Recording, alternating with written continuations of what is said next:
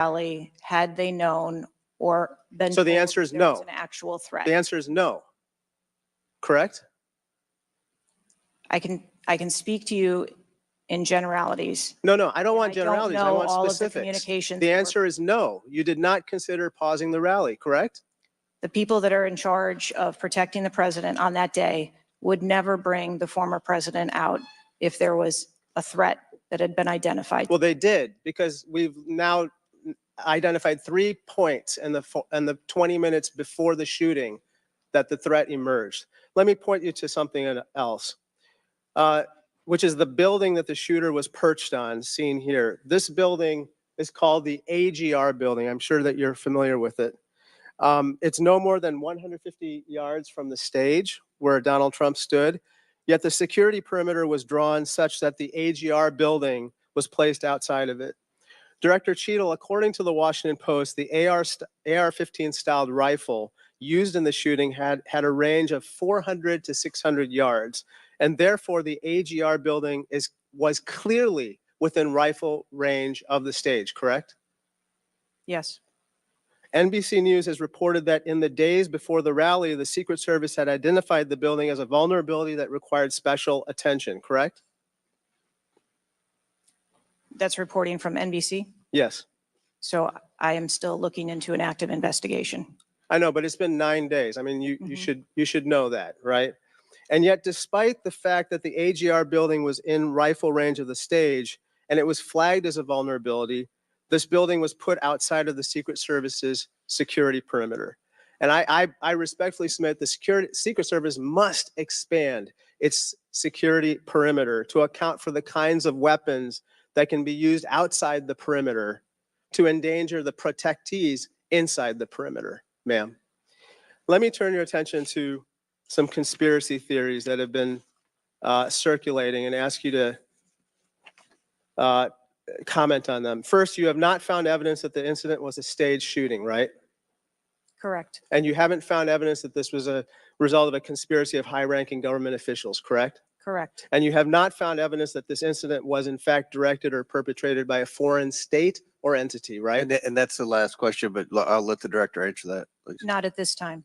Thank you. I yield back. Gentleman's time's expired. Chair now recognizes Mr. Cloud from Texas. Thank you. I just wanted to confirm there was only one counter sniper who took one shot.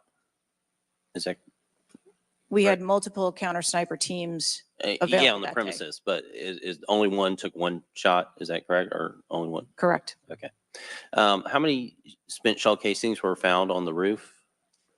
Again, I would have to defer you to the FBI's criminal investigation. Okay. Word is that the car was rigged with explosives. Again, sir, I'd Sorry. have to defer you To to the the FBI. FBI's investigation. Okay. You're not curious about? You don't communicate with them? No. Okay. CNN reported that the Secret Service did not sweep the building the shooter was used to shoot President Trump and other attendees. Is that true or false? So we are conducting a mission insurance investigation and will depend on the information that we obtain from our investigations. Okay. The Secret Service knew there was a suspicious person anywhere from 8 minutes before President walked on stage to 30 to 60 minutes. We have different reports. Was President Trump or his team notified of the threat? I think there's a difference and a distinction between suspicious person. and threat. Yeah. So we are going back and looking at communications to know when the information about a suspicious person was passed to Secret Service personnel. Okay. But was President Trump or his team notified? Again, we are going back and looking to make sure that we have the exact information of when those notifications were made and who those notifications were made to. Okay. I think it's troubling for a lot of us that the number one question everyone in America is wondering is why was the roof left open? And after 9 days, we should at least maybe have a little bit of that information. And when you come to this committee hearing and you don't have anything to say about that, it's very, very troubling. Did you review the security plan for this event?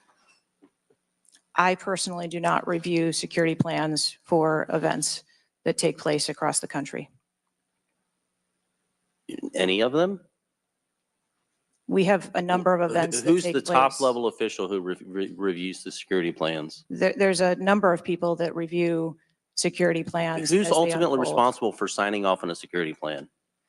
It's a conjunction of personnel. There are people on the ground, there are supervisors on the detail, there are people at headquarters. So there's not one person who says, okay, this is good. It's copacetic, we're going for it. I think much in the way that we build our security plans where they are No doubt multi-layered. there's teams working different aspects of it, but ultimately, isn't there an individual who signs off on the plan? Much like how we design our security plans, they're multi-layered. There are multiple layers. So there's of no people. accountability. There is Is- accountability, sir. There's, this is whether it's the FBI or Fauci or anything, it's time after time after time, these multiple layers of accountability turn into layers of plausible deniability in agency after agency after agency. That's got to be fixed, because you keep coming here and expecting, yes, you're saying I'm responsible, but, and you're accountable for it, but then there's nothing. What do you mean by that? I mean, you're saying you're going to keep your job, right? I assure you, sir, that if we determine through the course of our investigation that someone or people need to be held accountable, we will do so. What level of, if President Biden, God forbid, had been shot and killed, would you think that was worthy of resignation? I would do the same thing that I'm doing here, where I would want to make sure that we are conducting an investigation, that there is continuity in that investigation, and that we could find the You answers do not to think what the happened. assassination of somebody under your details worthy of resignation? I think that this event was tragic and deserves answers. The thing that you've said so far is that you want to make sure that this never happens again. The thing is, everyone in America knows that's not the job description that you're tasked with. The job description you're tasked with is to make sure it never happens, period. One of your goals in the strategic plan is to champion diversity, equity, inclusion, and accessibility. You've accomplished the accessibility part. What standards, do you keep the same standards for all applicants and all, or does every Secret Service agent meet the same qualifications, or do you have different standards for different people? Yes, sir. Everyone who moves through the application process has to meet the same standards to become a special agent. Okay. The trouble I think we're having with right now, so far, you gave a lame excuse for sloped roof. You said that local law enforcement's job was to cover up the building before backtracking on that. We were told that President Trump's team did not ask for security before you backtracked on that. You haven't provided the audio recording that this committee, the chairman, requested that it was due Thursday. You didn't give us an advanced copy of your opening statement, but yet there was reporting on it somewhere else. There seems to be more information from YouTube videos than you're able to provide for us. And it begs the question to anyone, you're in charge of the investigation of your own failure. So how is anybody in America supposed to be able to trust the results of that investigation as being anything transparent and genuine? That's the last question, but please feel free to answer the question, Director. Sir, I've been a Secret Service agent for nearly 30 years. I have led with integrity, and I follow our core values of duty, justice, honor, loyalty, and courage. And I am doing that in this case, and I assure this committee that I will provide answers when we have a full and complete report, in addition to cooperating with all of the other investigations that are ongoing. Chair now recognizes Mr. Khanna from California. Thank you, Mr. Chair. I want to thank the chair and the ranking member for convening this hearing on a bipartisan basis.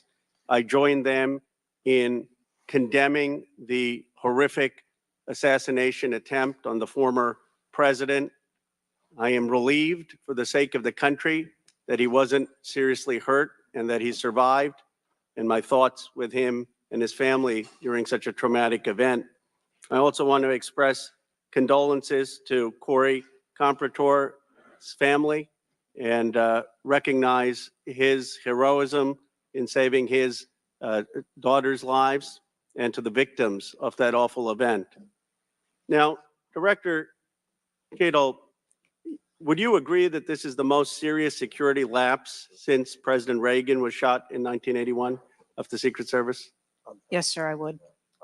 And, do you know what Stuart Knight did when he was in charge at the time of the Secret Service? Do you know what he did afterwards?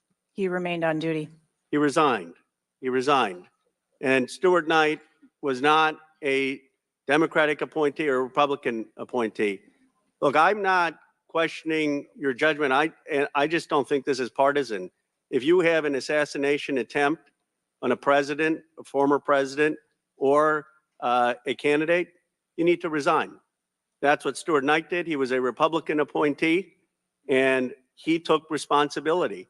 And I think you need to reflect. This is not a question of you. It's a question of the American people. You cannot go leading a Secret Service agency when there is an assassination attempt on a presidential candidate.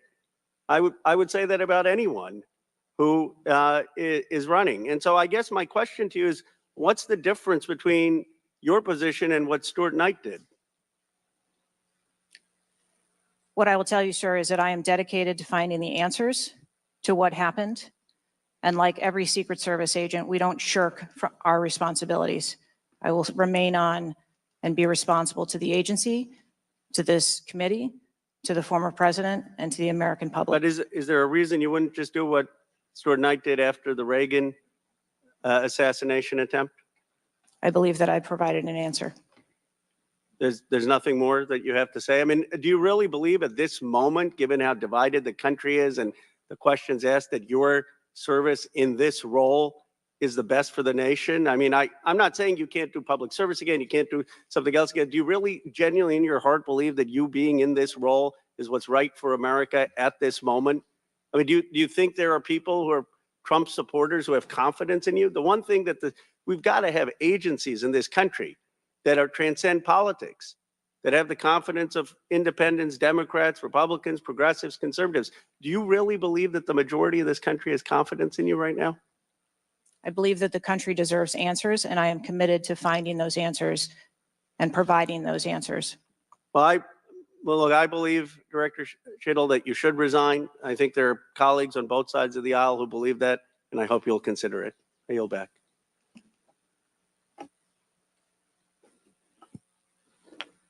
Chair now recognizes Mr. Palmer from Alabama for 5 minutes. Director Cheatle, did local law enforcement ESU teams have compromise authority to engage a perceived threat? Yes, Why do you think they didn't use it? I believe that they follow the same use of force that our You agency. don't, when you have compromise authority, you don't have to get permission if you perceive a threat. And there were not just the ESU units, but there were local law enforcement that had line of sight on the shooter before the shots were taken.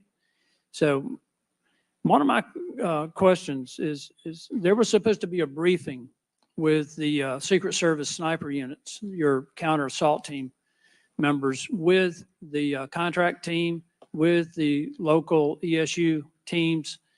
That didn't take place. Why was that? So I have been told that there has been a briefing. There was a briefing that took place. I've been told that there wasn't one. And again, we are still looking into the facts of the investigation. So Let me ask you this. When were you informed that there was a credible threat against President Trump, former President Trump? When did you learn of that? Sir, the former president has a number of threats. I didn't ask you that. There was a credible threat from Iran. When were you informed of that?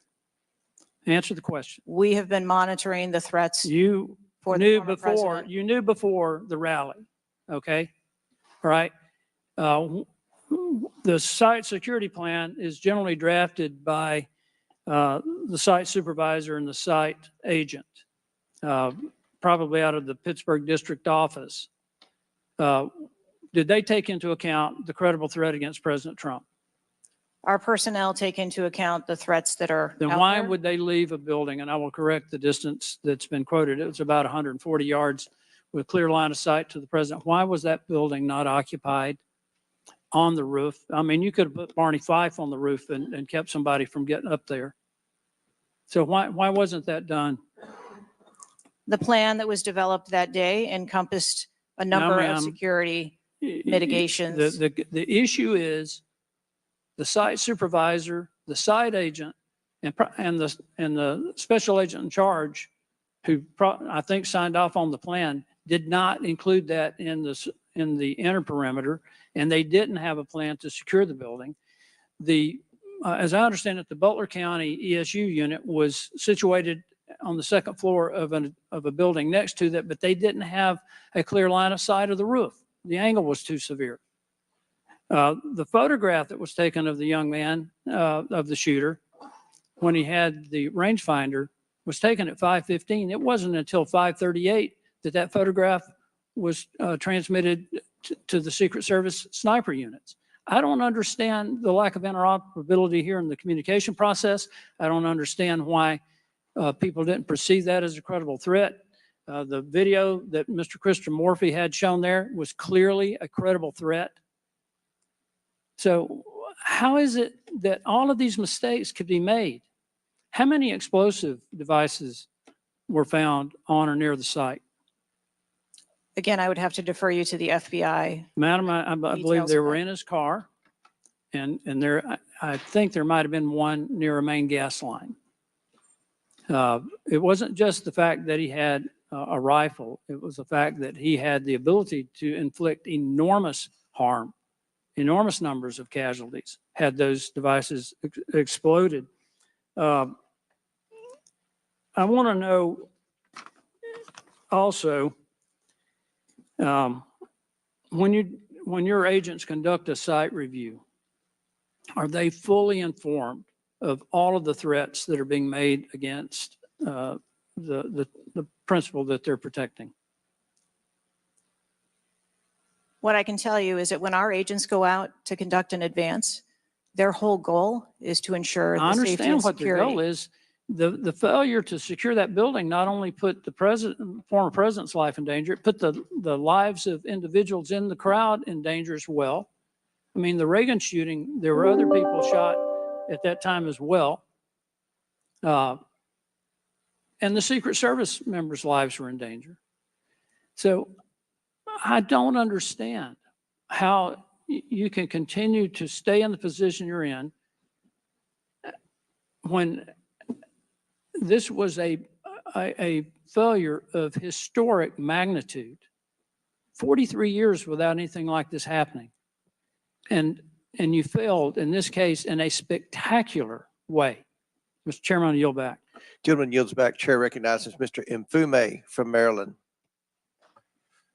Thank you, Mr. Chair. I want to commend you and the ranking member on your joint statement and for holding this hearing that we might all at least attempt to try to get some answers. Some of us, Ms. Cheatle, grew up in an era not too unlike what we see today in terms of political violence. And some of us remember the November 22nd, 1963 assassination of President Kennedy. Some of us, like myself, remember 2 days later when Jack Ruby on live TV shot and killed Lee Harvey Oswald. We've seen over and over and over since that time these kind of attempts, whether it was the assassination of Martin Luther King or Bobby Kennedy, or the attempted attack on George Wallace in Laurel, Maryland, the shooting in 1981 of Ronald Reagan, our friend and colleague Steve Scalise shooting here in DC, and the unfortunate attack on Paul Pelosi, and now this matter regarding former President Trump. Let me try, if I might, to take another walk at this. People just assume that whoever is in charge takes full responsibility when there's never been, at least on this magnitude and scale, this sort of failure. So when members ask you, are you going to resign, and you say you have no intention to, they are perplexed, like many people who watch what's going on. And there's some things I just don't understand. Why was the building, the ARG building, placed outside of the perimeter when clearly it was close enough for someone to launch an attack? So again, sir, we are looking into all of the details of how the advance was comprised, but I can tell you that there was overwatch on that building provided that day. By a drone? I'm not going to get into the specifics of technology or assets that were used in this Well, forum. I think it's fair to say the overwatch failed because the shooter got up on the roof and stayed there for a while, and people had pointed him out So do you think that your overwatch was a failure in that case? I think that we need to know the full details to understand how this occurred. And why was the rooftop left naked to begin with? Can you tell us that, considering it was within the line of sight and so very close? Again, I can't speak to the specifics of this particular event site, but what I can tell you is that when the Secret Service develops an advanced plan, they take into account a number of factors when they're building their advance. If there are buildings or areas of concern, and overwatch is one of those mitigations that they want to put in place, then they will cover off areas of responsibility. I understand that, but the shooter came to the attention of your agency 52 minutes before the former president got to the stage. Did anybody get assigned to watch or cover that individual who had already been seen with a advanced finder on him and other suspicious matters? Was anybody assigned to track him? So what I'd like to clarify is that a suspicious individual I got that part. was It's not a brought to threat. the attention I know. of our personnel. And again, having a rangefinder at an outdoor event. Well, let me ask you this. When the suspicious person was brought to the attention of the Secret Service, was anybody in the detail ordered to follow and stay with that suspicious person just because they might become a threat? So we have a number of teams that are on the ground. And again, we are trying to verify the timelines of when those notifications were made to our personnel so that they could assume the responsibility of trying to track that individual. Ms. Cheatle, there has been a lot of discussion, some of which raised itself earlier in this hearing about poor staff morale within your agency. And I have the July 17th report of Government Executive, which is a credible reporting service for the federal government for employees. And the 2023 ranking of places to work within the federal government showed, and this is through the Office of Personnel Management, that the Secret Service came in 413th out of 459 sub-agencies and agencies. Can you explain that? Certainly. What I can tell you is the Secret Service is a difficult job. It challenges our employees daily. It's holidays, it's weekends, it's no leave periods. But, Madam, people come to work knowing that. You do explain that when you hire somebody. They know that. It's the same with other agencies. They miss holidays, they come to work at odd hours. But to be worked, one of the worst places to work within the federal government, 413 out of 459? I just need an explanation. What do you think as the director there? I think that this And that's the last question, but please answer Mr. Mfube's question. I think that this is a challenging job. I think that it's a challenging environment to be in law enforcement, and we do have a no-fail mission. And our folks are tasked with that every day, 365 days of the year. But I can tell you, I've also taken a number of measures since I have been the director to recruit and retain and stem the tide of attrition in our agency, which will hopefully alleviate some of that. Thank you, Mr. Chairman. Chair now recognizes Mr. Sessions from Texas. Mr. Chairman, thank you very much. I join in the calls of all of our members to say thank you for doing this hearing on a bipartisan basis. Director, I'm not going to sit here and say you ought to resign, but I am going to say that you have not given us confidence that you have the ability to understand what happened, to take the responsibility in terms of understanding. You've spent a number of years. How many years do you say you've been with the agency? 29. Well, I spent 16 years with AT&T, moved 7 times with them, and had a really good feel about their operations, how they worked, what was acceptable, who was responsible. And I've heard you say today numbers of times, well, you've got to wait. Well, you've got to wait. Wait for the final report. When is the final going to happen? I I mean, how long do we have to wait before you can give us credible answers? You've been there 28 years. You've had a few days to be able to draw your own analysis of this. You should understand the entire process. You talked about being on the team, perhaps in Georgia. You have talked about your experience in this. You've talked about the professional nature of the agency. That I don't doubt. But the director, just like it was when I ran my operations at AT&T, was responsible for making sure they worked. And in business, it either works or it doesn't work. There's no in between. It either works or it does not work. And your job as the, in essence, administrator, the director, is to make sure it looks right and works. And I've not heard you say one thing about my analysis is, I have asked these questions. It's always, I've got to sit back and wait for someone else to decide that. So I'm going to ask you a question that maybe you can answer. Have any employees been disciplined for their role in Butler, PA incident? No, sir, not at this time. I am asking those questions. I So assure no you. employee has been disciplined and no employee has been placed in any position that would place their job in jeopardy nor their standing in the agency. We are still in the process of That's interviewing not what I people. asked. You're the person that runs the place. You're the person that knows right from wrong, good from bad. You've had a number of days and now you come before this committee knowing you're going to be before us and you've got to slough it off to someone else. Do you see where there was something that went wrong as a professional at an agency with 28 years, or do you have to count on someone else to give you the final report? I see that something went wrong and I've acknowledged that something went Then wrong. what went wrong? I Was need the to- special agent in charge not doing their job? Was the shooter was the shooter given extra time? Was the sniper doing their job? I mean, these are things that people who've been around for 28 years can analyze quickly. I watched it live on TV and then within minutes saw a number of facts and factors that would have and should have been known by people who were there. You've got 28 years. You're showing up here telling us and the American public, well, I've got to wait for the final answer. What is your evaluation? I'm asking those same questions. Well, no, you're before the And I assure- committee. Tell us what went wrong. A special agent in charge, the person who was there. Tell us and don't try and play a shell game with us.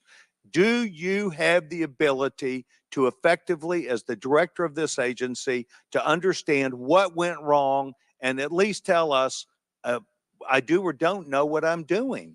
And we come away with, and I'm not asking for you to resign. I'm asking for you, if you've got this experience, then you should be able to say to us, we know what we did wrong. It was a failure in our system, and we're immediately making these corrections. That's why you're having a difficult time with this group of members of Congress, because we saw it too. We've seen the things, but you are the 28-year expert. You are the person that, and only you, that can make the changes. And I hear you say, well, I've got to wait for a final report before I, at 28 years experience. That is why we think what you're doing, the answers you're giving us are not correct, and you are not using your professional expertise. Mr. Chairman, I will allow her to respond. I am asking those same questions, sir.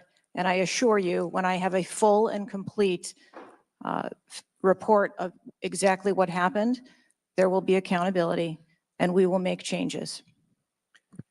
But before I recognize the question, just out of curiosity, Director, it's been 9 days. Every American wants these questions answered. Do you have a ballpark estimate of when what Mr. Sessions asked you would be able to answer So I can tell you, time-wise? I can tell you on our mission assurance, internal investigation, we are targeting to have that completed within 60 days. There's also an external investigation that is going to be taking place. There are a number of Office of Inspector General investigations as well, and we are working in concert. And then, of course, there is the Department of Justice, FBI criminal investigation. Chair recognizes Ms. Ocasio-Cortez from New York. Thank you, Mr. Chairman.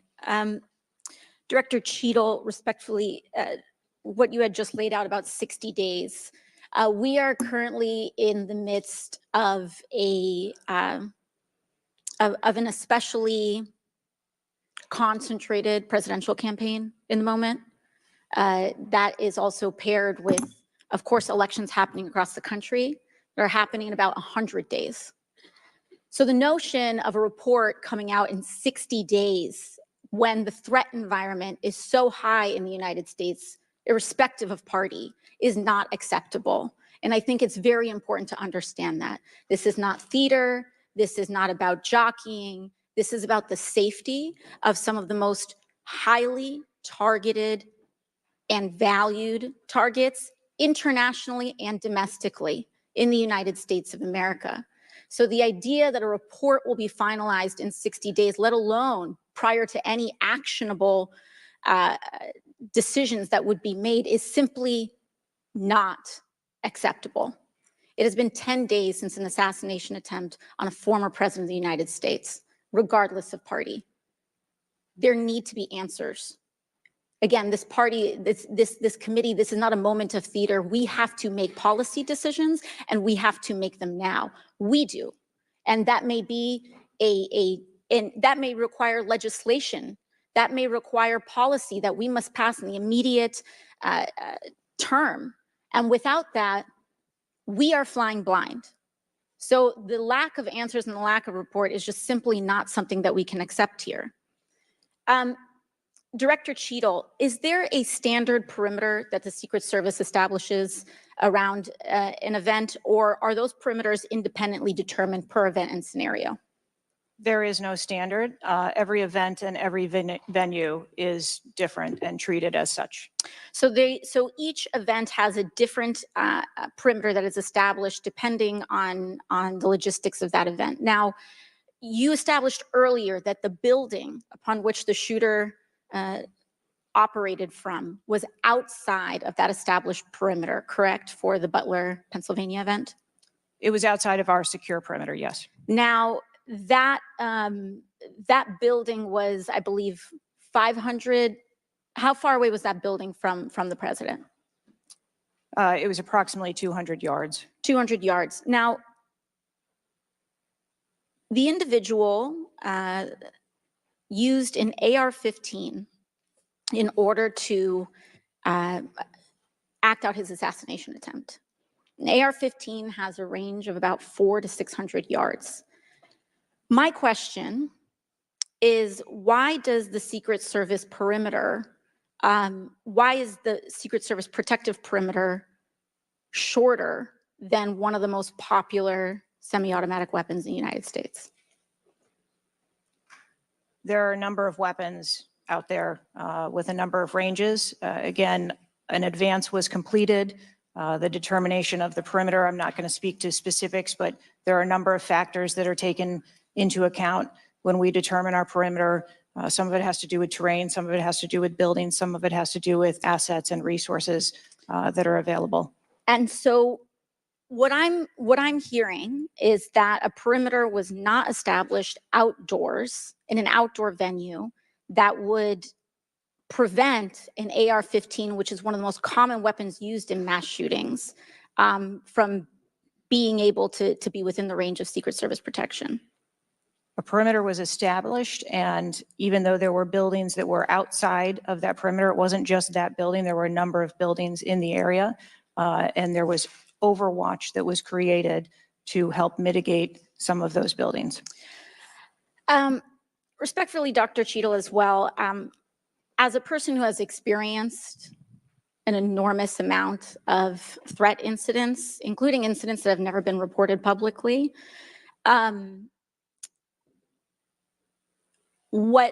there is a common pattern that happens here, whether it's Secret Service, FBI, Capitol Police, local departments.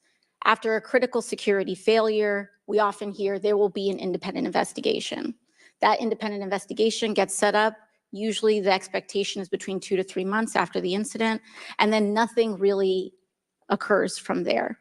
The report is usually not satisfactory to the questions that are usually being raised here. And most importantly, corrective action is rarely taken. If I were to state anything that I think is profoundly important, is that we need to have answers to the public. Ideally, I would encourage you and the agency to be more forthright with the members that still have yet to have their questioning, because the public deserves to have full confidence and the stakes are too high. The violence that could break out in this political moment, regardless of party, in the event of someone getting hurt, constitutes a national security threat to the entire country.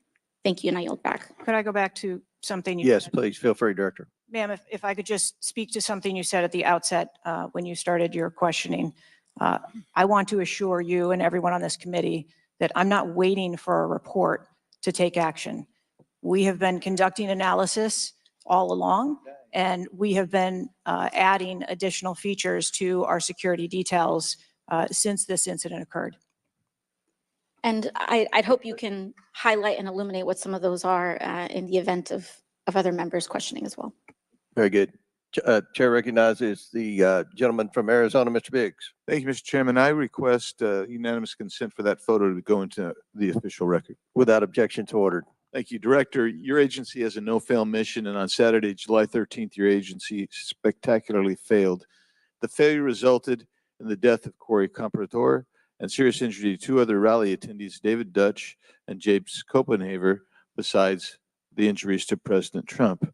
It is unfathomable that a 20-year-old on the radar of Secret Service and local law enforcement before President Trump went on stage was able to climb onto the roof of a building with a rifle and fire off multiple rounds before he was neutralized. Was Mr. Crooks acting alone? Again, I would have to refer you to the FBI's investigation. Was he just a lone gunman? I would have to refer you to the FBI's investigation for motive. What did the Technical Services Division determine was going to be the event perimeter? Those are questions that we are asking, and we're I mean, you're sitting here today. Come on, Director. Everybody said this. You knew you were going to be asked that question because it's been asked multiple times. So this is an easy one. What did they determine was going to be the event perimeter? So you should know that. I mean, this is not, I got to wait till someone else tells me. What was it? Again, I don't want to speak to specifics of the event. Okay, that took place. this is a specific. I understand. This is a specific that you ought to know. As someone who said the buck stops with me, I'm going to stay in my job. I'm going to give the answers to the American people. And I know what happened, except for you're not going to tell us. And you're not going to tell the American people. And you yourself said in an interview that foments this notion of conspiracy theories. Guess what? When you sit here and repeatedly tell people, hey, I have to wait, as it frustrated everybody on this committee, guess what? It undermines your credibility and whether you're really going to get to it. So I'm going to ask you again, what did the Technical Service Division determine was going to be the event perimeter? We are still gathering reports. We are interviewing individuals. You know what it is, though. No, you're just not going to tell us, right? When I have those details, I will most certainly share those. Was the gun already on the roof, or did the shooter carry the gun up with him? I do not have that information at this time. Well, when was the last sweep of that roof done prior to the rally? I do not have that information at this time. So how many holds? I mean, so most of us here have been in events, and Secret Service has been there. There's been security, and I can't tell you how many times we've said there's going to be a security hold right here. So we're going to wait, and we wait to 1 or 2 or 3 minutes, and yet we're hearing from you apparently that there were no holds in place. So ever instituted here with President Trump's going on stage, and you said. And this is, I think, connected with this. You said they hadn't adjudicated the shooter to be a threat. He was adjudicated to be a suspicious person, even though we've got some dynamic video that Mr. Krishnamurthy put on the video for us. So I guess my question for you is, and I think you answered this, I just want to see if you're consistent with what you said about an hour and a half ago. What do you do if a suspicious person is identified by the agency? So at a number of our events, it is not unusual. I know it's not unusual. What do you do? Those individuals that are identified as suspicious, we will send teams out Was a team sent out here then? There were teams that were sent to identify and interview that individual. They were sent to interview the individual who's scampered up in camo on top of a roof within 130 yards of his target.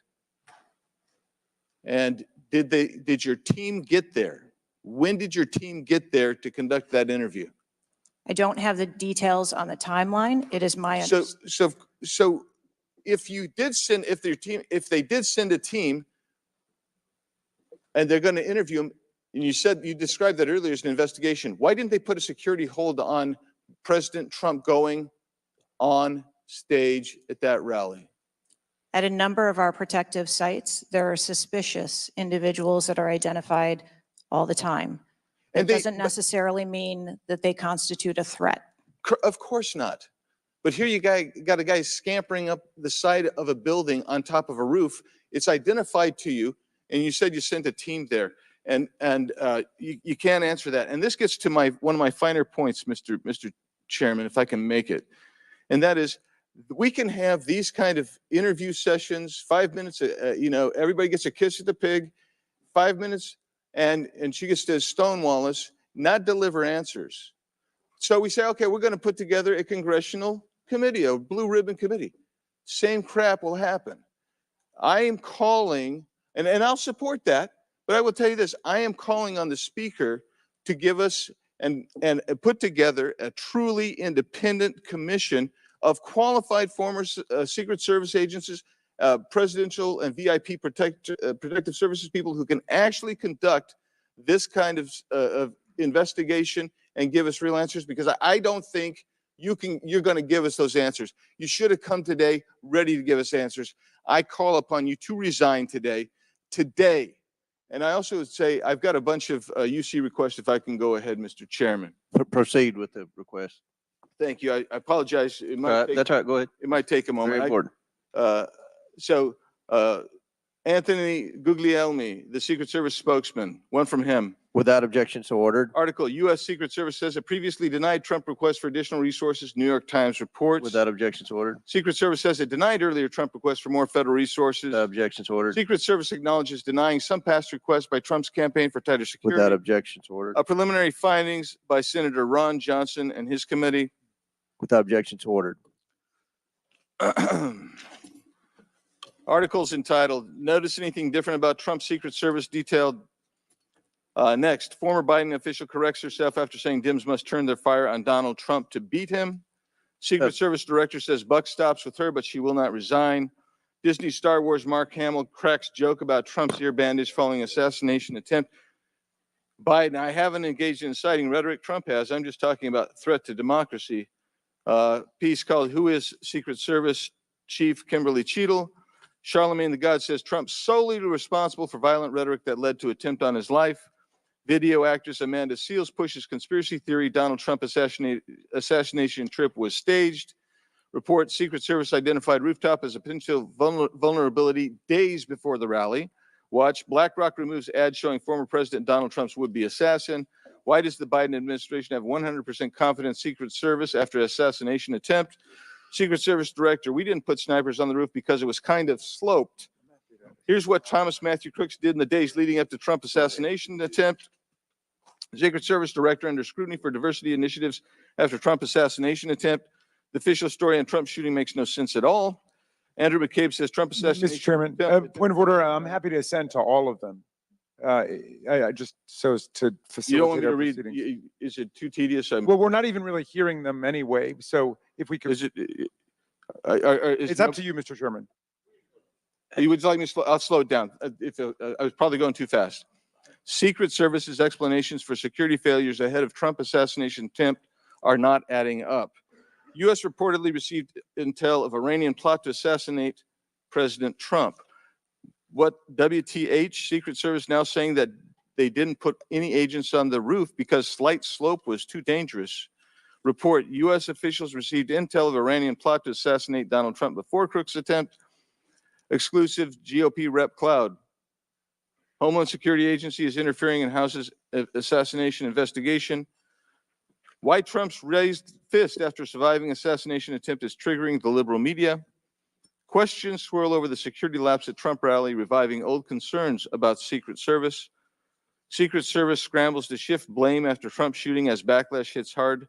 Nobody contacted me. Must see 6-camera split screen of assassination attempt captures everything shooter was in open 2+ minutes. Murillo, 5 reasons you should be angry. Breaking, shooter spotted up to 30 minutes before firing, reported multiple times. Pictures taken, no one stopped him. Cheatle calls the 30 minutes between noticing and neutralizing shooter a very short period of time. Secret Service director says buck stops with me on Trump assassination attempt, but won't resign. Mr. Biggs, we'll stop right there. We can retake them on the next one. I know there are more, but Okay. without objection, we'll enter into the record all of those, and we'll take up the others after the next speaker. Chair now recognizes Ms. Brown from Ohio for 5 minutes. Thank you, Mr. Chairman. I first want to highlight certain comments from Ranking Member Raskin, my colleagues on both sides of the aisle, President Biden and Vice President Harris, and that is political violence is completely unacceptable in this country, full stop. It is an assault on our democracy itself, and I am devastated by this attack on a candidate for the president, for the office of the highest office in the land, and continue to pray for the victims of this shooting and their families. As someone who has known gun violence firsthand, no one should have to experience the pain of losing a loved one to weapons of war. It is deeply unfortunate political violence has become far too common. Whether it is the deadly attack on the Capitol on January 6th, the assault on Speaker Pelosi's husband, or the threats of violence against election workers, we all must work to condemn political violence and tone down the rhetoric. So, Director Cheatle, on behalf of the hardworking men and women of the Secret Service, can you give us some perspective as into what goes into securing an event like the rally? Like, how much time do you have to prepare?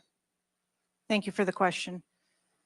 Generally, when we receive notification that there's going to be an event taking place at a venue, the advance team assignments are made, and there is a 5-day process to conduct walkthroughs, coordinate with staff, local staff, and whether it be campaign staff or the protectee staff, and then with local law enforcement on where the perimeter is going to be, the size and the scope of the event, how many attendees there are going to be, if it's an indoor rally, outdoor rally, what sort of assets are available locally, what sort of assets the Secret Service can bring to bear, and what the scope of the event that the staff is trying to accomplish. So to that point, how many agents were recommended or requested as opposed to how many were assigned? So I'm not going to get into specifics of how many were assigned, but those numbers that were requested were provided. And how many local agents were involved in the preparation, if you will, that you talked about, that 5-day preparation? So there were a number of local agents from the local office, as well as agents from the former Trump detail that were involved in that advance process. Do we have a number? I do have a number. I'm not going to release that number in this setting. You're not making this easy for us. This is a shocking incident on the former president's life and an appalling instance of political violence and a threat to our democratic values. I'm thankful that the former president is on the mend. And again, I'm grieving for the family and friends of Corey Compatore, who lost a loved one in this shooting and now know the unbearable pain of gun violence. I really hope this serves as a reminder about our responsibility to attack policies, not personalities, to be honest and truthful, and to treat one another with dignity, respect, and thoughtfulness. And with that, I yield my remaining time to Ranking Member Raskin. Thank you, Ms. Brown, for those very powerful and moving remarks. Director Cheatle, we don't want to lose a presidential candidate to an AR-15 attack. We cannot lose a presidential candidate to an AR-15 attack, and we can't lose any more citizens to AR-15 mass violence, mass shootings. And we certainly don't want an attempted AR-15 assassination or assassination attempt to set off political violence or riots in America. So this is deadly serious business. The vice ranking member pointed out that a report in 60 days won't do it for us because we have a responsibility. Members of Congress have a responsibility to take action now if there's anything we can do to prevent this. So my question for you is, what is informing your operational decisions right now that you've invoked without a report? Can you tell us what are the preliminary judgments, or if you don't want to foreshadow the report, fine. What are your personal professional judgments informing the operational decisions you're making right now? Certainly, and I appreciate that question. I don't want to make any preliminary judgments on what happened on this particular day, but I can tell you that we have looked at, as we did immediately in the aftermath, what the security plan for the Republican National Convention was going to be, and we made adjustments to the interior of the perimeter there. We looked at the protectees that we have here in the Washington, D.C. area and our protective sites, and we did make some adjustments to their security posture. And as we continue to move through the next several weeks, even yesterday with the announcement of the president no longer running, we have made adjustments to the vice president's detail. We are already prepared for an eventual VP nominee, and we continue to make those assessments. I think it just shows how dynamic the environment is that this agency works in every day. So you've made the same kinds of common sense judgments and intuitive recommendations that members of the public and members of Congress are asking about right Yes. now. Yes. Okay, thank you. I yield back, Mr. Chairman. Thank And you, before I gentlemen. recognize Ms. Mays, I have to say, Director, we're pretty close to the halfway point during this. You answered more questions with an ABC reporter than you have with members of Congress. We have a lot more questions. The American people are demanding that we get answers to those questions, and that's what the purpose of this hearing is today.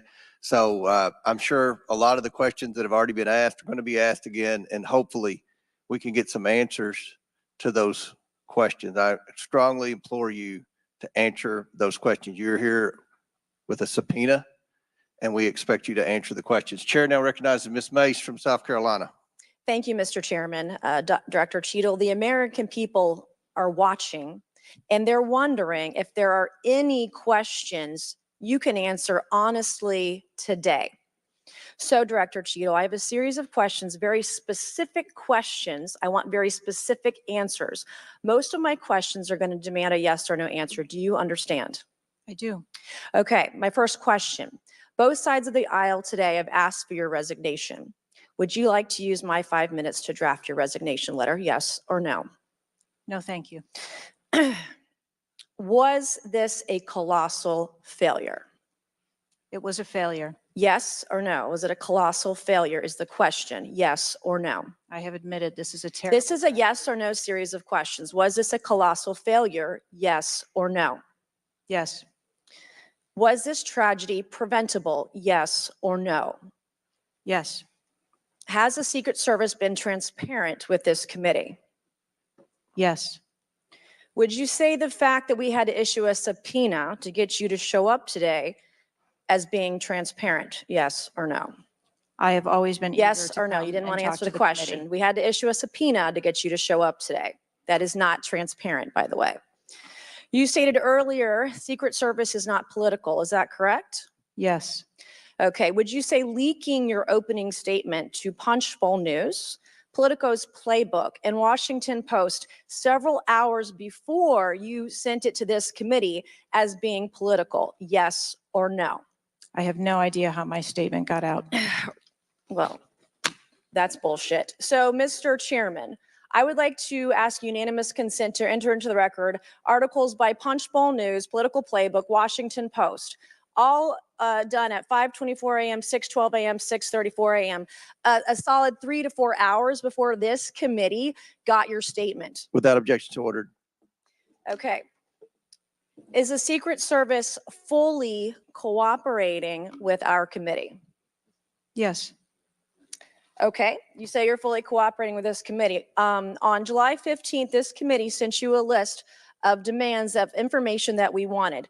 Has the Secret Service provided this committee a complete list of all law enforcement personnel that were there that day? Have you done that? Have you provided a list to the Oversight Committee? Yes or I will no? have to get back to you on that. That is a no. Have you provided all audio and video recordings in your possession to this committee, as we asked on July 15th? Yes or no? I would have to get back to you. That is a no. You're full of shit today. You're just being completely dishonest. Mr. Chairman, Completely Mr. dishonest. Chairman, Chairman, I want to, Mr. I'm Come gonna on. we have to continue. maintain decorum in this committee, Any, no matter have how you provided upset we any and get. all memos to this committee that we've asked you on July 15th? Have you provided all memorandums within the Secret Service? I would have to get back to you on That is a no. You are being dishonest or lying. Like you're being dishonest here with this committee. These are important questions that the American people want answers to, and you're just dodging and talking around it in generalities. And we had to subpoena you to be here, and you won't even answer the questions. We have asked you repeatedly to answer our questions. This isn't hard. These are not hard questions. Have you provided us all communications from the Secret Service related to that day and that rally? Have you provided this committee? We've asked for this information on July 15th. Have you provided any of this information that this committee has asked of the Secret Service? Any of it? I'll have to get back to you. on Have that. you even read this letter that we sent you? Did you even read this? Yes. Okay. And you have said you don't know, you have no idea. Well, the answer is no. We haven't gotten a single document or piece of information or data from you or your agency in related to the rally that we have asked you for. So was this attempted assassination of Donald Trump a failure of training or execution or both? I think that those are answers that we need to Training, examine. execution, or both? Which one? I think those are answers. All we right. need How to many determine. Secret Service personnel have lost their jobs due to this colossal failure? At this time, none. How many Secret Service personnel have been required to take a refresher course on how not to let people shoot Donald Trump? Our personnel are currently operational. We are examining the facts of this investigation, and we will make the changes necessary. What time did law enforcement become aware that there was an individual on the roof with a clear line of sight to President Trump? I am still verifying timelines. Of course, 9 days in, you have no answers. How many minutes went by between the time law enforcement saw and took photos of crooks and the shooting? How many minutes? I am still verifying timelines. 57 minutes. Thank you, Mr. Chairman, and I yield back. Gentlelady yields back. Before I recognize Ms. Stansberry, I believe I want to recognize Mr. Mfume for a unanimous consent. Yeah, thank you, Mr. Chairman. I beg your indulgence. I meant to do this earlier. I'd like to have unanimous consent that it be submitted for the record. The 2023 ranking of best and worst workplaces in the federal government, compiled by the Office of Personnel Management, which shows the United States Secret Service coming in, again, as I said earlier, 413th out of 459 sub-agencies. And this appears in the July 17th edition of Government Executive. Without objections ordered. Chair now recognizes Ms. Stansberry from New Mexico. Thank you, Mr. Chairman. I want to start by just saying that part of why you have bipartisan agreement here on the dais about the severity and importance of this hearing is because this is not just a single shooting. This is about national security and the security of our democracy. It's not just one operational failure. This is about our public officials safe. And what does that signal to our country and to the world about American security and the ability of our officials to do their jobs safely? So I want to start by saying thank you to all of our brave men and women who are in the uniform, whether it's the Secret Service or local law enforcement, who put their lives on the line. I think obviously we honor their service, but this is really about operational failures and what it means for our country at large. And I also want to reaffirm that we must condemn unequivocally political violence of any kind, not just political violence, and that it cannot be tolerated in this democracy. And also to offer my prayers for the slain Fire Chief Corey Comprator, and also prayers for those who've been injured. Now, I think, the tone of this hearing is, how is it that a 20-year-old young man with a gun that was legally purchased by his father could, on the day of a rally, go to a gun shop, legally purchase ammunition, show up to a secured site, and then not only attempt an assassination of a political figure, but kill and injure 2 others. How could this happen? I'm not asking yet. I think we've had a lot of testimony here today. I want to talk a little bit about the timeline. Now, here's what we know, and I know, Director, you were also on the call that we had a few days ago with the FBI and other law enforcement, so I respect that you are not able to share, based on your testimony, some of the details that are currently being investigated, but I know you were on the call because I heard you on the call and you heard them too. So I'm going to lay out the timeline a little bit. On July 3rd, the rally was announced that it was going to be in Butler. On July 6th, 3 days later, we know that the shooter searched for dates for Trump and DNC events. On July 7th, so this is 4 days after the announcement, the shooter went to the site. He actually physically went to the site. On July 12th, the shooter went to a gun range where he and his dad regularly go and practiced shooting. And the next day, on July 13th, he went to the site again before the rally began. We know that he then went and searched online for a gun store, where he went and he purchased 50 rounds of ammunition, went home, got his father's AR, which was legally purchased, and returned to the venue. At 5 p.m. that evening, this is more than an hour before Donald Trump actually took the stage that evening, local law enforcement were made aware that there was a suspicious man. In fact, at 5:20, local law enforcement flagged that he had a rangefinder, and they radioed their concerns and sent around pictures of the individual.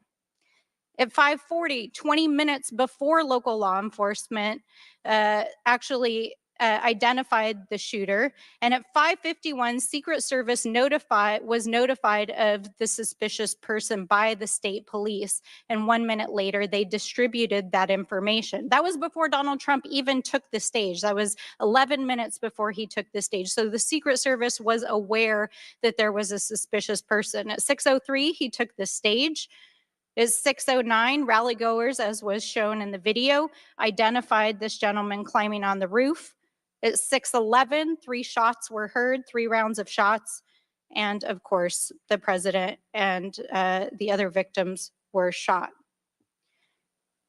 This shooter was a 20-year-old young man, no criminal record, legally purchased gun and ammunition, who for days in the lead up to this shooting was searching mass shooters. He even had a picture of a mass shooter on his cell phone the day of the shooting. He searched for explosives. He searched high-level officials. So the American people want to know, how did a 20-year-old young man with access to a military-style weapon actually bring it onto an unsecured perimeter, who for days had been planning a mass shooting event? And I think that, Madam Director, with all due respect, the answers that we've received here in this hearing today are completely unsatisfactory.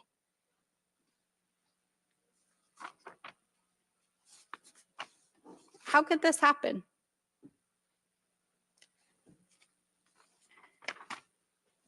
We need answers. We need answers not just for the family members of the gentleman who was killed and those who were injured, but we need answers for our democracy. Because as others have stated here today, we are in a highly politically charged environment right now. We are only weeks away from one of the most significant presidential elections in American history. And it is clear that our public officials' safety has not been secured. And it is not just a matter of one shooting, it is a matter of national security. So I hope that you will take our comments to heart. I hope that there will be accountability, and we need answers. And with that, I yield back. Chair now recognizes Mr. LaTurner from Kansas. Thank you, Mr. Chairman. Director Cheatle, I have a question just right off the bat. Something that you've bragged about repeatedly is that you've increased protection for the 36 individuals that the Secret Service is also entrusted with. Is that correct? I think I stated that we currently have 36 protectees and that we continue to make evaluations on where those levels of protection are provided. You've mentioned specific increases in protection that you've provided for some of those individuals, correct? Correct. Based on what? Well, some of it has been as a result of the tragic incident that occurred on the 13th. We went back and reassessed where we were at in providing protection and wanted to make sure that we were not, overlooking anything, considering this most recent incident. So the Secret Service needed to learn that allowing a rooftop 150 yards away from a protectee, not putting that in a perimeter, not having someone guarding that roof, that information is new to you and it's caused you to increase protection to other folks that are under your care? I think it is prudent after any incident that occurs to go back and take a look at your current practices and see if there is anything that needs to be done differently. It's inconsistent because what you said earlier to Mr. Turner was that the protection that you were offering to President Trump was in line with the current threats, him being a former president, him being a nominee of a major political party, the threats from Iran, the protection that you're providing him was adequate. Do you stand by that statement? Yes. Okay. Do you think it's a problem that the Americans' trust in the federal government is an all-time low? Do you think that's a problem? I think that it's unfortunate. I don't know why you're quibbling with my word. Is it a problem or is it not? I think the American public deserves to have trust in their federal government. Okay. I don't know why you're being difficult. It's a simple question. Are you concerned about the increasing prevalence of conspiracy theories going on out there right now? Yes. I am too.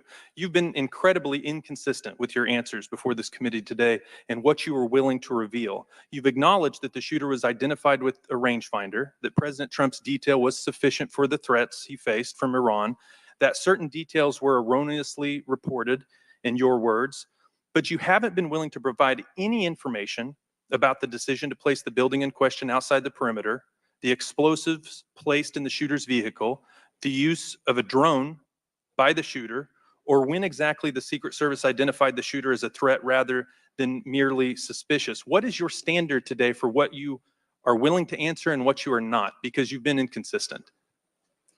I'm certain that you can understand that some of the information that's been provided to you thus far has come from the FBI's investigation and has come from information that we have released. I want to make sure that information that is being provided to this committee is consistent and is factual. But the question about the drone that the chairman asked at the beginning of the hearing, he said, do you know this information? And you acknowledge that, yes, you do know the information, you just don't want to tell us. I guess my question is that if you wanted to wait till the end of the investigation to draw conclusions, which you've acknowledged you're not, you're drawing conclusions right now and making changes. But if that was your standard, that you want to wait till the end of the investigation to draw conclusions, okay, at least you would be consistent in that. But what we're wanting to know today and what would dispel some of the conspiracy theories out there, what would increase trust with the American people, is for you to let facts out, for you to tell us what you know. And I want to understand from you, why is that a problem? Why is it inconsistent with a quality investigation to release to the American people today, at least the information that you know for sure? Because you certainly know for sure more information than you're willing to give us today. I have released that there was a failure and that there are gaps that we need to make sure that they don't happen again. That's not acceptable. That's not enough. That doesn't quell any conspiracy theories out there. In your 27 years of experience, would you have been concerned about an elevated location within 150 yards of a protectee that did not have a Secret Service presence? Just based on your experience. What I can tell you is that every site and every venue No. is I'm advanced asking differently. for your experience. Looking at this situation, would that have been of concern to you? Or would you have agreed that it's fine, it doesn't need to be covered? What I have explained today You're is not going to that answer. there was. Is it true that at 5:45 p.m., approximately 18 minutes before President Trump took the stage, the Beaver County Emergency Services Unit noticed the shooter on the roof and photographed him? Is that a fact or not? That is the information that I have from the FBI's report, yes. You haven't been willing to share whether or when this was communicated to the Secret Service. So I'd like to get into the difference between suspicious activity and threatening activity. Is it suspicious or threatening if an individual is seen around the perimeter with a rangefinder? Is that just suspicious? That could be termed as suspicious. If that same individual with the rangefinder is found on a rooftop, is that still just suspicious, or is that considered threatening? That could be termed still as suspicious. All right, my time is over. Mr. Chairman, I yield back. Thank you. Chair now recognizes Mr. Frost from Florida. Thank you so much, Mr. Chair. And obviously, I want to start by stressing that political violence is always unacceptable, and acknowledging that this is still an ongoing investigation. But oversight hearings like this are essential components of an investigation, and I want to thank the chair for pulling this together. Madam Director, I appreciate you for being here. The events of July 13th raised serious questions about the efficacy and thoroughness of the security protocols in place. The gravity of the fact that an unsophisticated gunman was able to secure his perch and take a shot at a former president despite multiple layers of security and intelligence are not lost on me. Before I came to Congress, I used to work advance for a major political candidate and have interacted with many different law enforcement agencies on large political events like the one that just happened. How many times was the Secret Service alerted about a suspicious person at the July 13th campaign event prior to the first shot being shot? I don't have an exact number to share with you today, but from what I've been able to discern, somewhere between 2 and 5 times there was some sort of communication about a suspicious individual. To the Secret Service specifically? Mm-hmm. According to reports, the shooter was photographed twice by security officers prior to the shooting. A police officer saw the shooter on the ground and reported him with a photograph as a suspicious person. Multiple local law enforcement officers identified the shooter, radioed that he was acting suspiciously near the event's magnetometers. A local law enforcement tactical team saw the shooter on a roof and notified other security services and also photographed him. One police officer who photographed the shooter saw him scoping out the roof and carrying a rangefinder. My question is, and you've answered this, but why, or you haven't answered this, why wasn't the event paused right then?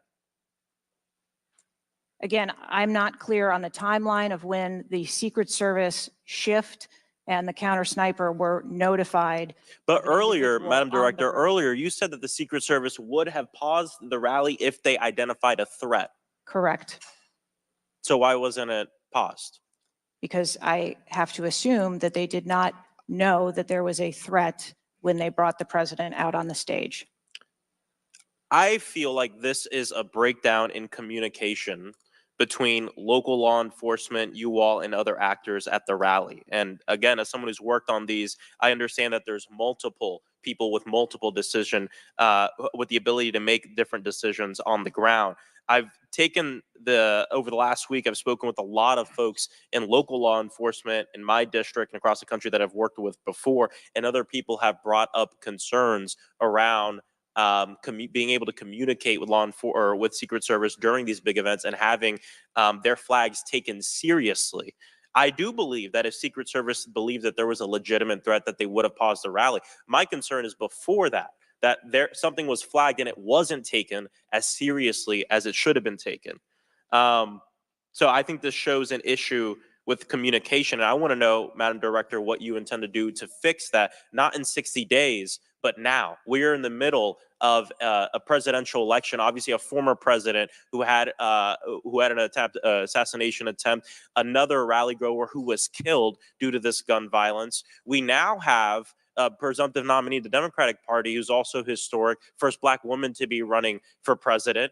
And so I am worried about everybody's life. What do y'all intend to do to fix this communication breakdown and making sure that you actually take what local law enforcement, local folks are saying more seriously? We take what local law enforcement relays to us seriously. Let me just be clear on that. As far as the communication. But not this time. We always trust our law enforcement partners and have a great relationship with them. We are looking at whether or not there was a communication breakdown. If that was the case, we will take steps to ensure that we correct that because, to your point, we cannot have a communication breakdown. Madam Director, does you mentioned that the perimeter of the event did not include the rooftop where the shooter was. Does your responsibility and the Secret Service's responsibility to protect a principal stop at the perimeter of an event? Our responsibility is to ensure the safety and security of the event itself and the protectee who is attending that event and the personnel who are protecting. So you would say the fact that the rooftop was outside the perimeter is not an excuse for what happened, saying that it was outside the perimeter of the event? I am not offering that as an excuse. Okay, thank you. I yield back. Gentleman yields back. Chair now recognizes Mr. Fallon from Texas. How did a 20-year-old loner with a week's notice pick the absolute best location to assassinate President Trump when the entire Secret Service missed it? Director Cheatle, in your leadership, your agency got outsmarted and outmaneuvered by a 20-year-old. How can we have any confidence that you could stop a trained professionals from a nefarious nation state? Those are absolutely questions that we need to have. I know they're answers questions, to. but the fact of the matter is we can't have that confidence. Director, do you have the ability personally, and do you have the authority to beef up security of any of your protectees? Yes, I do. Okay. So were you also aware there was a credible threat President Trump was facing? He was facing a heightened security threat to a foreign adversary? Yes. Okay. So given that there was an increased threat to President Trump's life, was he provided a full security complement akin to what a sitting U.S. president would receive? He was provided a full complement of security based on the threat assessment that we had That's not my and question. the venue. My question is, if he'd been the sitting president, would he have had the same security he had on July 13th, or would have been beefed up? There is a difference between the So sitting he didn't. So president your answer is he didn't. and continuity of government Okay. and the So responsibility he that we did have. not. Okay, there wasn't a CAT team, a full CAT team on site. There wasn't counter surveillance teams on site. But this is the thing. You just said you had the ability to beef up the security. You knew about the threat, and you didn't. And that's as telling as it is chilling. We have satellite images from the Butler Fairgrounds. Have you visited the site? No, I have not. 9 days and you have not visited the site. You should have been there that night. Did you talk to, that evening, did you talk to the team, the heroes that surrounded the president? Did you call them that night? They were still operational work. So that's an answer is no. Did you call them the next day? President. Yes, I spoke with. You called them the very next day, not the day of, or was it 72 hours after? I don't know the timeline, but I spoke with Okay, them because you're under oath. immediately I following. think it was 72 hours after. You waited 3 days. What is immediately clear is that there are a number of structures that need to be secured. Of these, Director, other than the first, immediate 4, what's the most dangerous site that should have been secured? Because security 101, you got to mitigate the high ground. Yes. Okay. Do you know what the next most dangerous site, what was the closest structure to the president, other than the 4 immediate ones that you had your counter sniper teams on? There are a number of structures around that event site. You know who the shooter knew? The shooter has visited the site 2 more times than you have, and he had a drone, and he picked the AGR building. So you said, do you remember in an ABC interview you did that you didn't have people on the roof of the AGR building because you were worried about safety because of the slope? I recall that statement. Okay.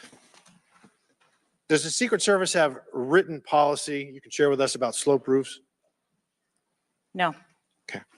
So why'd you act like there was one? Because is it your practice to comment on enormous events of enormous national implications when you're ignorant of the facts? That's rhetorical. So here's this thing with the slopes. You go all up to like 1812. You can go to a 112, which is about as flat as you can get without it being completely flat. And you're saying that there was a danger, safety concern there. But the problem is, Director, you put your counter snipers on a 312 roof, which is steeper than the 112. And by the way, the 112 is ADA compliant. You can build a ramp for a wheelchair on a 112 roof. So these are nothing but pathetic excuses, and they make no sense, and they're a bunch of cow dung. All the law enforcement I've spoken with over the last 9 days are amazed that the AGR rooftop was not secure. And you want to know why? Because it's dangerous. I have never had any long gun training in my life. I own an AR-15, and last time I shot it one time my whole life. It was 6 years ago. That is until Saturday, where we recreated the events in Savoy, Texas. We recreated what happened in Butler. I was lying prone on a sloped roof at 130 yards at 6:30 at night. And I knew that he had a scope. I didn't know what kind, red dot or magnified. So I shot 8 rounds from both. You know what the result was? 15 out of 16 kill shots. And the one I missed would have hit the president's ear. That's a 94% success rate. And that shooter was a better shot than me. It is a miracle President Trump wasn't killed. Corey Compagnore's life is over because that damn shooter made it on the roof. And it wasn't the roof that was dangerous. It was a nut job on top of the roof. You know what else is dangerous? I believe your horrifying ineptitude and your lack of skilled leadership is a disgrace. Your obfuscating today is shameful. And you should be fired immediately and go back to Garden Doritos. Mr. Chairman, I yield back. Chair recognizes Ms. Lee from Pennsylvania. Thank you, Mr. Chair. I'd like to thank the chair, the ranking member, for coming together and holding this hearing. But I have to say, I don't think any of our concerns have been addressed today. And what little we've learned has not inspired much confidence. I will just say that we obviously can't allow the violence we're seeing in this country become the norm or a commonplace. But that seems to be where we're heading. On this occasion, it was, very shockingly, a former president and current political candidate at a rally that we all assume is one of the most secure places we can be. But the violence we saw last Saturday is the same culture of violence that makes too many of our kids and our community members feel unsafe to play outside or to go to class or to simply live their lives each day. But again, this was a political rally and it is supposed to be one of the most secure places. So we do have very specific questions about that. Director Cheatle, I'd like to start by following up on some of my colleagues' questions. My colleagues, Mr. Krishnamurthy and Mr. Frost, highlighted a number of points that showed the shooter presenting an active threat. So I'd like to ask you, Director Cheatle, to clarify what the protocol is for postponing or canceling an event based on a threat and how the events on July 13 didn't meet those standards. So again, I think we're talking about the distinction between suspicious behavior and a threat. And at the time that this individual was identified, they were displaying suspicious behavior. I'm still waiting for interviews from the FBI to determine what it was that identified that individual as suspicious and what those behaviors were. To that question, does suspicious behavior vary between different events? For instance, if we have an event with a president, would there not be a heightened standard for suspicious behavior?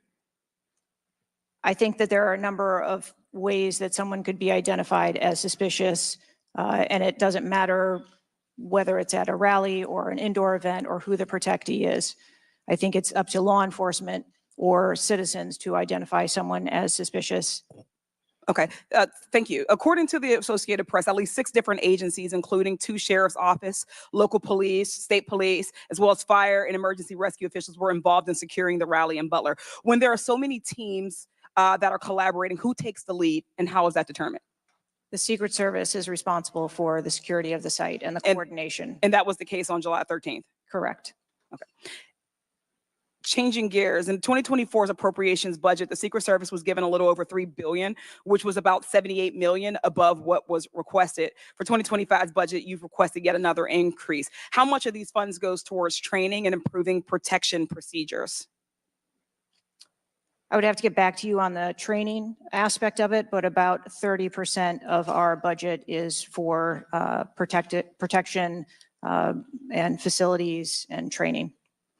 But clearly the problem can't be a lack of funding. So what exactly do you see as the core problem that led to this failure, that led to your agency being outgunned by a 20-year-old using his father's gun and acting on his own without a particularly sophisticated plan or technology? I think that we are waiting to determine exactly what those failures or failure was so that we can make sure that the Secret Service is stronger after this. So we've heard a lot today that you can't answer because it's an ongoing investigation, that you're still figuring out the details and that you won't answer basic questions. You've said 60 days for the investigation, but I simply don't think that's acceptable. Do you really plan to keep avoiding questions and the American people's questions, ours and the American people's questions, for the next 60 days? I'm not avoiding questions. I want to make sure that I am providing factual and accurate information. Certainly, but is there no in between, right? Between what is obviously a fact and what you can surmise from the details that you already have?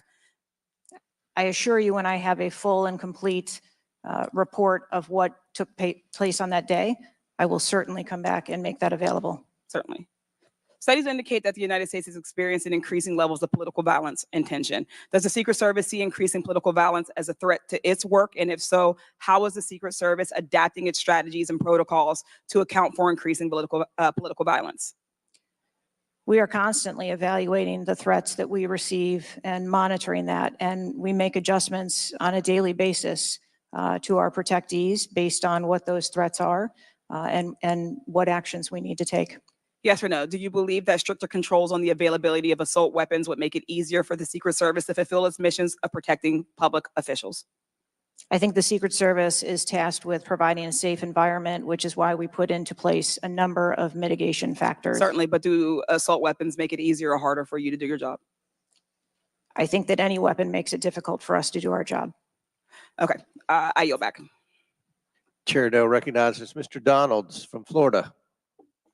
Thank you, Chairman. Director, real quick, at what time was Secret Service aware of the active threat against President Trump?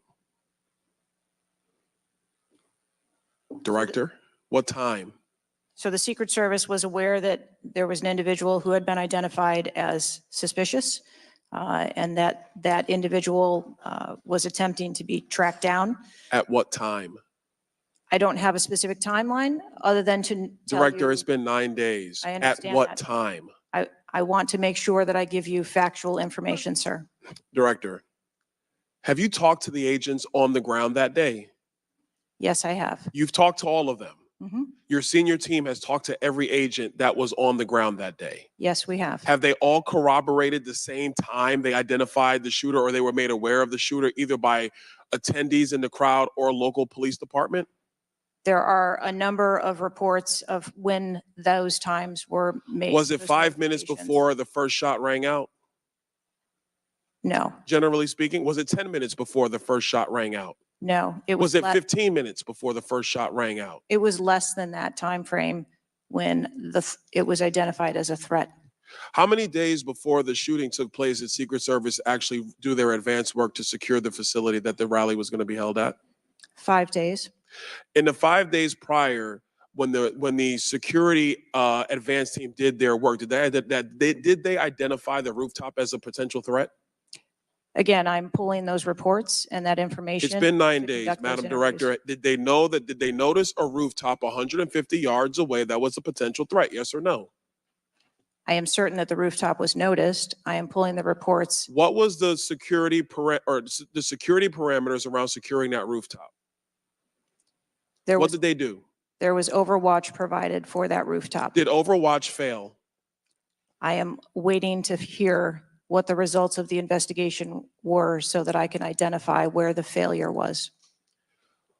Who did you talk to that was on the ground that day that was responsible for Overwatch? What are their names? I'm not going to provide their names in this setting. Did you talk to the people that were providing Overwatch that day? I've talked to the people that conducted the advance on that day and that were working the shift and were the counter snipers on that day. So you talked to the counter sniper team. You talked to the people who were providing Overwatch that day, and you talked to the advance team, correct? Yes, sir. What did they tell you? We are putting together a comprehensive report so that I can identify exactly where the gaps and the failures. When the counter sniper team was on the roof and they identified that there was suspicious activity on the roof in question, what was the chain of command's orders around the person on said roof? Because I'm quite sure somebody saw in under your organization, the Secret Service, I'm quite sure somebody saw the shooter on the roof.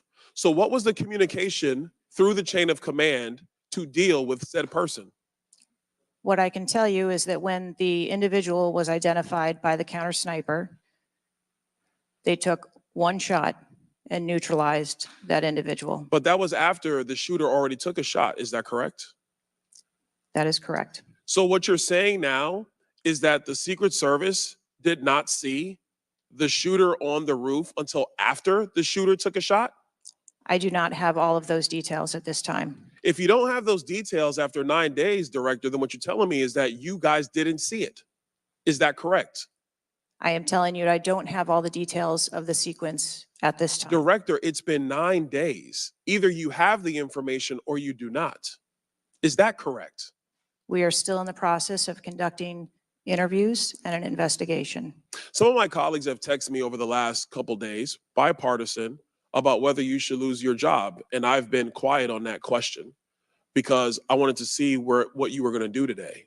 In my opinion, you do need to be fired immediately. And it is because this is gross incompetence. And the fact that it's been 9 days, and these are simple questions to answer. I'm quite sure if I asked any one of my kids if they got in trouble and I told them to give me the details, I would get more answers from them than I'm getting from you right now. And that's what's frustrating on a bipartisan basis, on a nonpartisan basis. This is a joke. And Director, you're in charge. And that's why you need to go. Mr. Chairman, I yield back. Chair now recognize Mr. Goldman from New York. Thank you, Mr. Chairman. Director, I want to follow up and just understand a little bit why there is so much information about this out in the public, including some from you and your communications team, and yet you're here pursuant to a subpoena under oath in front of Congress, and you're unable or unwilling to answer some of those same questions. Can you just explain why you are answering so many fewer questions here than you have to the media? I'm answering the questions that I'm able to answer based on the fact that there are multiple ongoing investigations. But you have answered some of these questions previously, correct? To the public, to the media. Which questions? Well, did you have an interview with ABC News? Yes, I did. Okay. And did you explain the interaction between local law enforcement and the Secret Service, and that local law enforcement was responsible for securing the perimeter of the building where the shooter was? I said that the Secret Service is responsible for designing and implementing and executing the security plan, and that we rely on the assistance of our local law enforcement partners to assist us with that plan. Let me ask you something. Were you given any instructions about what you can and cannot answer here today? My ability to answer questions is solely reflective of the fact that there are multiple ongoing investigations, and I want to make sure that I provide accurate information that doesn't conflict with any of those investigations that are going on. So is it your view that you can't talk about anything that happened that day until those investigations are completed? My view is that I want to make sure that this committee and the American public gets correct and actual information.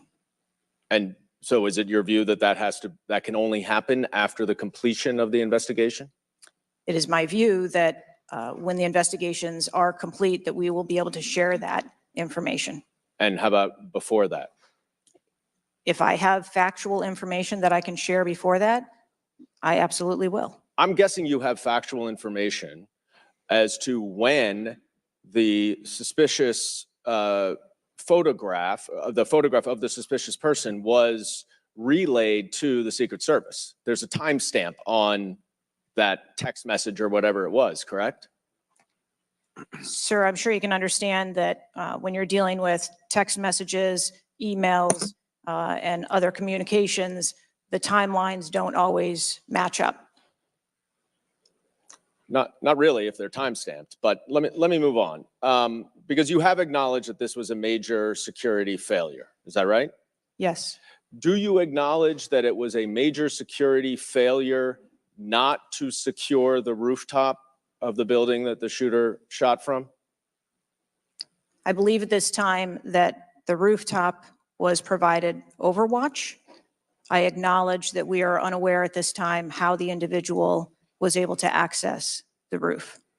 Overwatch meaning from other counter sniper, other higher points? Correct. And so was it a failure then that when that shooter was on the rooftop, that Overwatch did not identify him before he fired his shots? I don't have the timeline of how the individual accessed the roof, where they accessed the roof, or how long they were on the roof. Let me ask a couple things quickly. You have testified here about all the resources that the Secret Service needed to deploy to protect the NATO summit and all of the leaders here. Is that right? Yes. Did you have to rely more on local law enforcement because of the NATO summit for this event? The Secret Service routinely works with local law enforcement at every event. It doesn't matter whether it is a NATO summit, NSSE, the RNC in No, but that's not my Milwaukee. question. Obviously, there's a natural give and take as to, I'm sure, how many agents you deploy and how much you rely on local law enforcement. Did you have to rely more on local law enforcement because there were fewer Secret Service assets available because of the NATO summit? No.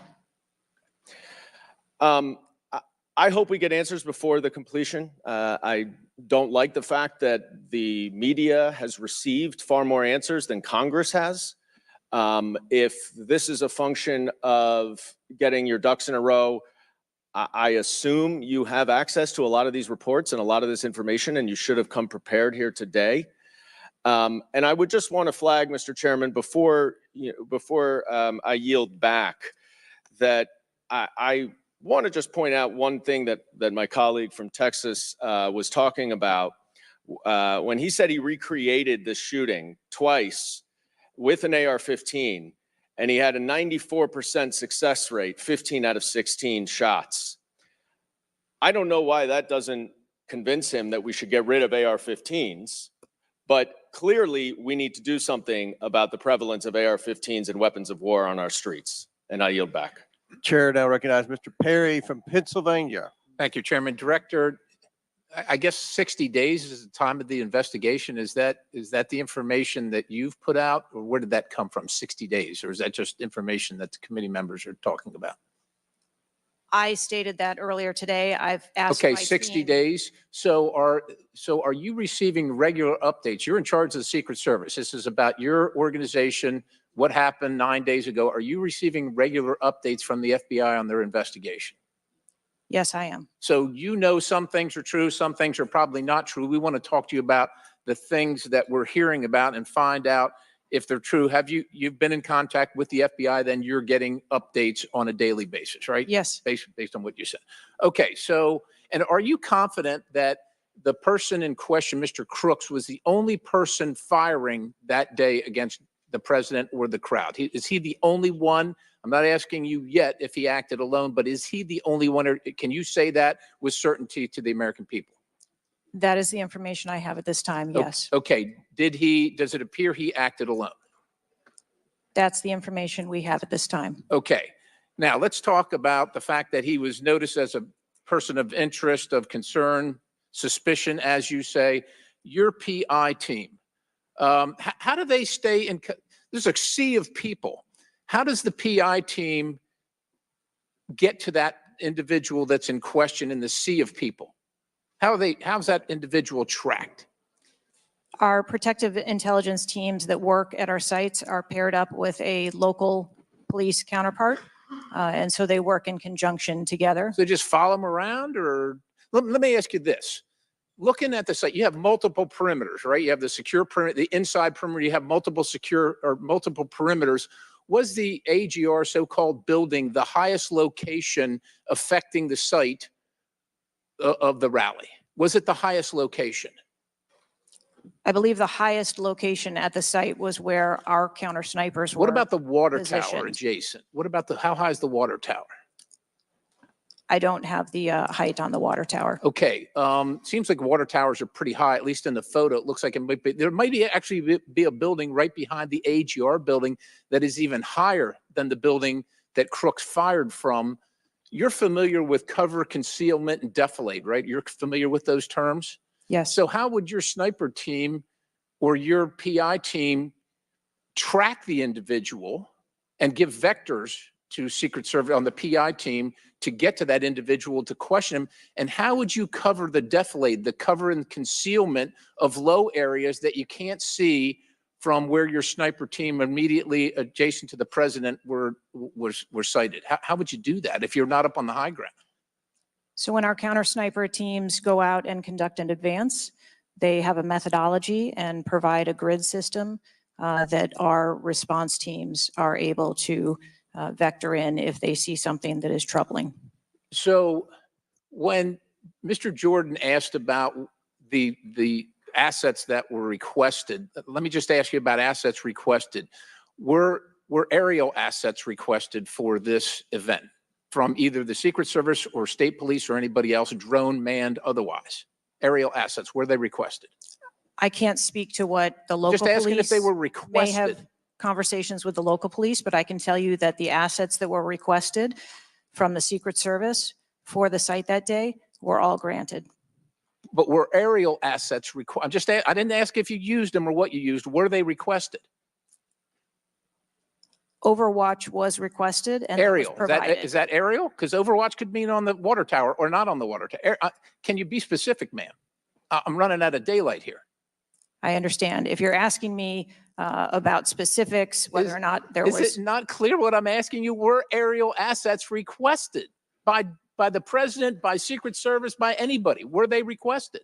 The Secret Service, we felt that we had a good plan in place. Okay, fair enough. How about K9 assets with bomb sniffing or explosive sniffing capabilities? Requested. I didn't say they were present. Were they requested? Those requests were fulfilled. They were requested and fulfilled. Mhm. So was the Crook's vehicle inside any of your perimeters? No, it was not. It was not. How did you? So it was not within it was not. So what was there a device located on Mr. Crook's body to detonate the vehicle? That is the information that I have. So what would be the point of detonating the vehicle if it was not inside the perimeter? I have no idea what Mr. Crook's motivation was. Ma'am, the fact that you haven't, I'll close with this, Mr. Chairman, haven't even visited the site. I understand there are other things going on, but the culture of your organization, the culture that doesn't, do you know how tall the president is? How tall is the president? President Trump, how tall is he? I don't, he's over 6 feet tall. I don't. have Okay, the so exact- do you assign agents based on their ability to cover physically and carry, if necessary, the president of the United States when you assign them to this mission? Is that a parameter that is considered? I assign agents to work our protectees that are capable and have been trained by the Secret Service. I understand they're trained, but if you're not tall enough, it has nothing to do with, we're not mad at you, but if somebody's 7 feet tall and you're 5 feet tall, there's going to be a delta there that is problematic in protecting the protectee. And I'm asking, is that a consideration when these agents, not saying you, but when they're assigned to the protectee? The agents that are assigned to our protectees are perfectly capable. Okay, ma'am. So of the providing culture is what I'm protection. concerned about, because the primary objective here seems to be something other than securing the site, securing the principal, and securing the people at the site. And that's the concern based on the answers that you've given today so far. Without a yield, Mr. Chairman. Chair now recognizes. Assigned to our protectees are perfectly capable. Okay, ma'am. So of the providing culture is what I'm protection. concerned about, because the primary objective here seems to be something other than securing the site, securing the principal, and securing the people at the site. And that's the concern based on the answers that you've given today so far. Without a yield, Mr. Chairman. Chair now recognizes Mr. Moskowitz from Florida. Thank you, Mr. Chairman. Thank you for this hearing. I want to thank the subpoena that you sent. I want to thank Ranking Member Raskin and your work, the letter you sent to the committee. And I also support the creation of a commission to get to the bottom of what happened. Director, I just want to give you an honest assessment of how this is going for you.